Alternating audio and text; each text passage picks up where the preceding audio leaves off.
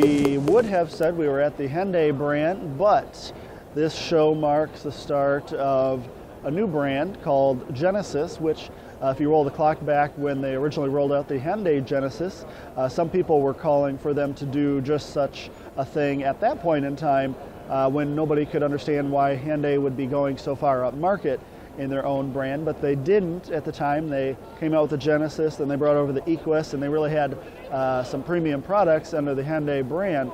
But now here we are, and they have decided to do just that. So we're going to have a new sub-brand named Genesis, and that means that the old Genesis is now the Genesis G80, and the new Equus that we see here as a North American debut is now the Genesis G90.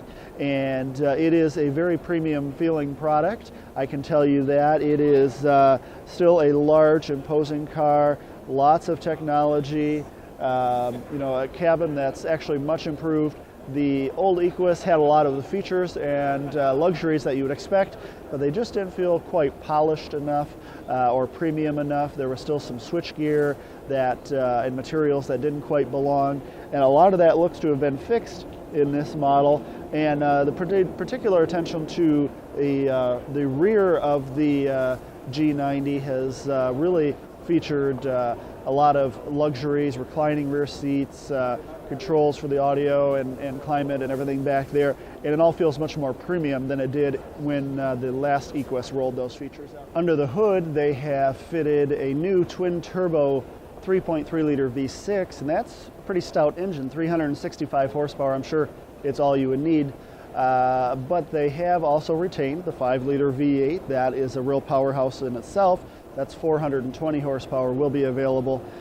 Probably our only criticism of this car is that they might not have gone quite roomy enough in the back, although they did stretch the wheelbase. The back seat is still about 38 inches of legroom compared to some of the rivals that they'd like to compare themselves to. The Mercedes S-Class, BMW 7 Series, those types of vehicles usually have about 42 inches of legroom. That is a pretty substantial difference, especially when you're still offering the reclining seats and everything. You need to have the luxury of space. So we'll see how that pans out for them. But the vehicles do look good, and we get a chance to drive them later this year. We will bring you a full review.